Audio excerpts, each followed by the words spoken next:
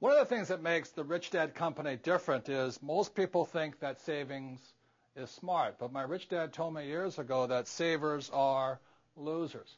Now, I know this goes against the grain what most people tell you, save money, save money, save money.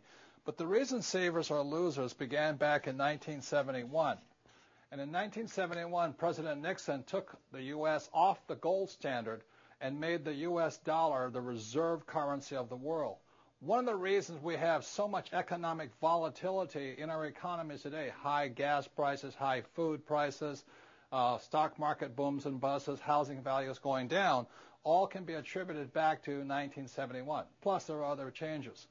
So what makes the Rich Dad Company different is that we do not really subscribe to the idea of being a saver. We think it's more important you learn to be an investor. Like if you had invested in oil 10 years ago, you'd be a rich person today, even though savers are losers. If you invested in gold 10 years ago, you would have been a lot better off. If you had invested in rental real estate 10 years ago, you would have been way ahead of the savers. So if you want to get ahead, you need to not be a saver, but learn to be an entrepreneur or an investor. And that's what the Rich Dad Company stands for.